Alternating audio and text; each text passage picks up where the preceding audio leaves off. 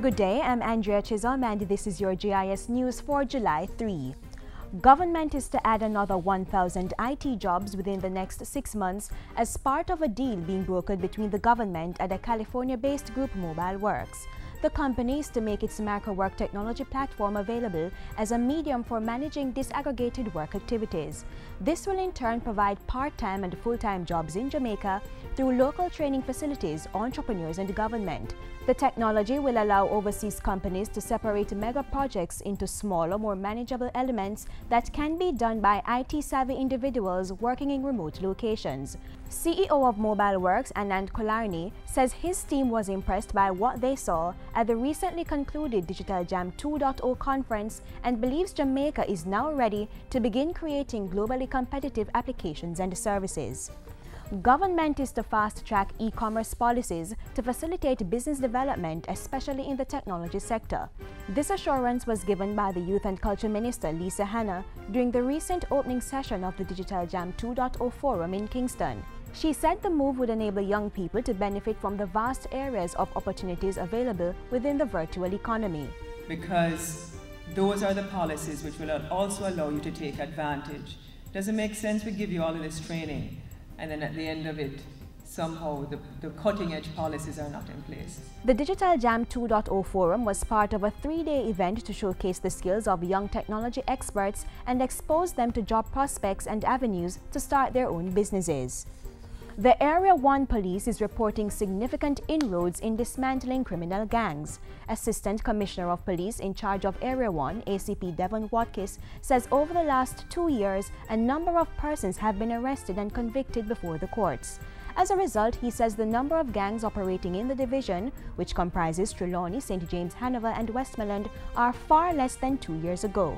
We have the opinion that if we can sufficiently investigate and gather the evidence to convict these persons, it is the best message to send to the youth that listen, this is not an incentive.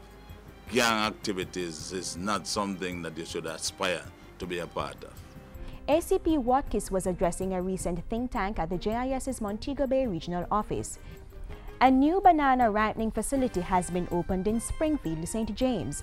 The All-Island Banana Growers Association facilitated the conversion of a 40-foot shipping container to house the facility.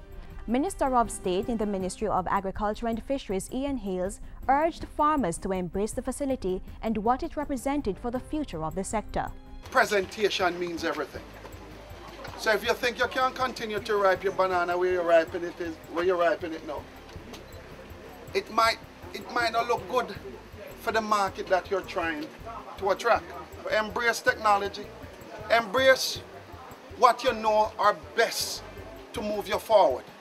17 residents of the St. Benedict's Heights Operation Pride Development in East Rural St. Andrew are now proud recipients of land titles for service lots acquired in the community. They are among several thousand Operation Pride householders receiving titles under a program being managed by the Housing Agency of Jamaica, HAJ. Pointing to the importance of security of tenure and the economic benefits that can come with land ownership, the Minister with responsibility for housing, Dr. Maurice Guy, is encouraging other citizens to take steps to formalize their land holdings. But a resource which we have as a country over the years neglected to exploit. But I mean exploitation for developmental purposes by utilizing the assets of the land. And finally, the relevant government agencies continue to investigate what led to the recent emission of fumes in the vicinity of the Portmore Toll Plaza. The Office of Disaster Preparedness and Emergency Management (ODPEM) says the authorities are still trying to identify the source and the type of substance. The National Environment and Planning Agency (NEPA) is conducting lab work that should be available during the course of this week.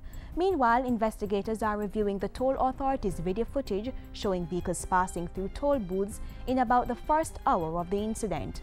And the Health Ministry continues to investigate the reports of persons showing up at health centers expressing similar symptoms as those of the first set of affected individuals.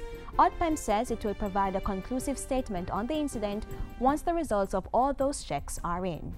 And that's it for JIS News Today. I'm Andrea Chisholm. Thank you for watching.